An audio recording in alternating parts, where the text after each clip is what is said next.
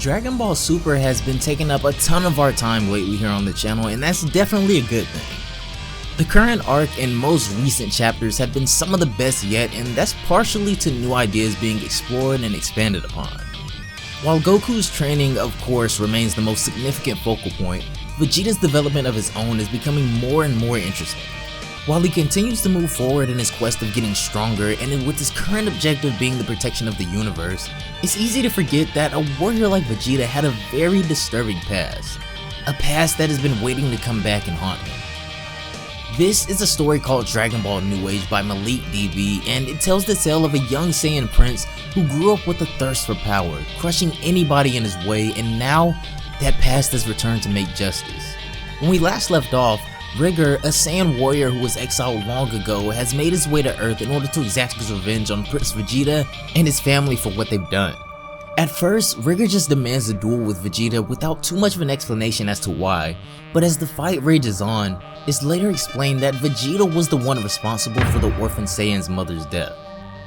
Right away, Vegeta took on his Super Saiyan 4 form after sensing the unusually high power coming from Rigor, but without even really taking on a further transformation past Super Saiyan seemingly, Rigor matched Vegeta with ease. As the battle went on, it quickly became apparent that Vegeta was really no match for the Saiyan, as he just kept growing stronger and stronger, and when he remembers his mother again, his power surges out of control for a quick moment to levels unmatched. Now that Piccolo, Goten, and Trunks have shown up, Vegeta is relatively safe for now, but even though things are looking grim, there's still one thing he hasn't done yet. If you guys want to check out the story for yourselves, as always the link will be down in the description box below, and huge shout out to Malik once more for an amazing chapter. Don't forget to turn on those notifications by clicking the bell icon, and let's see if we can try to get this video to 4,000 likes again. I know we can do it. And also follow me on Twitter to stay up to date with all Dragon Ball related content. But without further ado,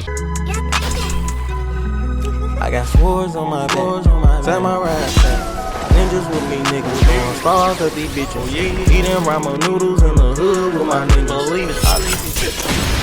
with Rigor being far too powerful for them to have a long drawn out fight with, Vegeta states that he may have a way to end this. He says that it's a long shot, but it's the best he can come up with for right now. For it to work, he needs Piccolo and the boys to distract Rigor for 1 whole minute, assuming that he's using this time to charge.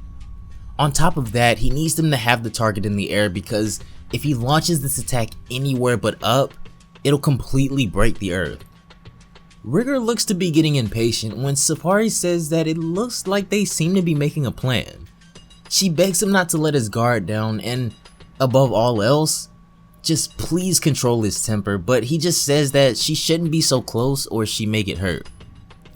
Piccolo agrees to the attempt to distract Rigor for 1 whole minute, but the situation becomes much more dire sounding when Vegeta pulls Piccolo back and says to him that they only get this 1 shot at this, and if they miss, there are no do-overs. Piccolo simply says that if that's the case, then he'd best see to it that his aim is spot on. As Piccolo steps forward, Rigor tells Sapari to step back, and we see both Goten and Trunks get ready for the battle as well, but this is when Piccolo tells them that they're going to need the heavy hitter for this one. Piccolo charges forward, beginning the fight, which takes Rigor by surprise, as Piccolo has to know he doesn't stand a chance at all, already knowing that whatever comes from this is definitely gonna be brutal, and when he punches Rigor, it does absolutely nothing. Piccolo attacks in a desperate flurry, trying to do any damage possible, but Rigor is just following his movements the whole time, and when he gets bored, he completely crushes Piccolo with a single punch, cracking him into the ground. Rigor lets his guard down for a single second, and this is when another punch comes out of nowhere, but this one actually does a noticeable bit of damage to him. Super Saiyan 3 Gotenks makes his appearance, as Piccolo was able to divert Rigor's attention in order for the boys to fuse. The Saiyans are completely taken aback by what just happened, as to them, it looks like this guy just came out of nowhere while 2 of them disappeared. And now that Rigor can fully be distracted, Vegeta begins to prepare his attack.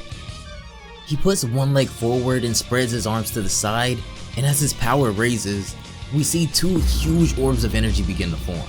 Sapari's scouter begins to screech from the readings Vegeta is letting off, as she seems to be showing a little bit of fear, but over at the battle, Gotenks and Piccolo seem to be holding off Rigger pretty well for the moment. In a fit of rage, however, he gets an arm free and sends Gotenks flying with a punch, and after flipping Piccolo over his shoulder, does the same to him. This puts the Namekian out for a few, but Gotenks is able to bounce back as he tells Piccolo he can sit this one out for now, and he charges forward. Rigger goes on the attack first this time as he tries to just pummel Gotenks, but the Super Saiyan 3 fusion is looking like he's way too fast for him, as he asks how did Vegeta ever get knocked around by someone as slow as this guy. But he's beginning to make Rigger even more angry, and as the two trade strikes, from the distance Piccolo fires a special beam cannon at the Saiyan.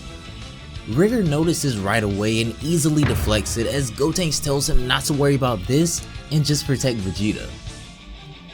When we see Vegeta again, his body is exerting so much power that it looks like he can barely contain it, as Sapari says that his energy tripled what it was before. Gotenks hits Rigger with a massive kick and sends him flying into the air, and this is when he hits the unsuspecting Saiyan with a triple galactic donut attack, restraining him instantly. Honestly, the fact that this was able to stop him surprises even Gotenks, as he himself says that he didn't think that would work at all, and being his immature self, he throws some taunting in on top of it, which sends Rigger over the edge in anger. He completely shatters the attack that was holding him and grabs Gotenks by the mouth, telling him to shut up before sending him flying with a thunderous punch. The boys crash into the earth so hard that they're completely knocked out of their fusion, as Rigger is fed up now, saying that he won't be distracted anymore, but when he looks around, he's completely surrounded by Ki Blasts. Piccolo took the distraction the boys created and launched his Hellzone grenades, which he fires, attempting to stall Rigger as long as he can. He calls back to Vegeta asking if he's ready, because at this point he's used up all of his energy, but his jaw completely drops when he turns around. Through the smoke, Rigger isn't much more than annoyed at Piccolo's attack, but this is when he takes notice of Vegeta as well. Vegeta is exploding with power as two massively nuclear orbs of energy sit in his hands. Sapari can't even fathom the reading Vegeta is giving off on her scouter as he puts his very life into this attack. She screams for Rigger to dodge at all costs, and then Vegeta fires his attack called Final Atomic Shine. The ferocious attack rips through existence as it engulfs everything in sight in blinding light, and it would seem that Rigger doesn't have time to dodge and may be taking the brunt of this attack head on, and that's when the explosion hit. Quakes are sent all across the globe as we see civilians feeling the after effects of the attack, which makes it pretty clear why Vegeta didn't want to fire this thing anywhere but up. And when we cut back to the fight, a lightning storm that seems to have manifested after the attack is seen overhead, as well as an island-sized crater. As the dust begins to settle, we see that the attack may not have wiped out everyone in the radius, as Sapari seems just fine and Piccolo recovers as well, but on the other side of the battlefield, we see Vegeta hunched over in exhaustion with his eyes completely blank, and then he falls lifelessly to the ground with still no sign of Rigger. When pushed to the absolute edge, Vegeta was forced to put everything he had into a last-ditch effort to save the planet and end this old grudge with Rigger, but this much exertion may have cost him everything, and if he is gone and Rigger isn't, there's no one that can defend the Earth now. That's gonna do it for this one, guys. Thanks so much for watching until the end. As always, huge shout out to Malik DBNA for another fire chapter of Dragon Ball New Age, guys. Make sure to go follow him on Twitter and go support his manga as well. All links will be down below in the description box. Once again, guys, I just want to take the time to say thank you. You guys have been absolutely crushing it on the likes lately. Let's try to see if we can get this video to 4K likes as well. I know you guys have just absolutely been smashing that goal, but let's try to see if we can make that, you know, maybe an average or something for the channel, and then we can keep going, you know, further and further. But anyways, let me know down below in the comments what you thought of Vegeta's Final Atomic Shine attack. I think those two panels were just pure works of art. I mean, I was amazed at how beautiful they were. Also, since this is a new version of Dragon Ball New Age, how do you guys like this story compared to the other?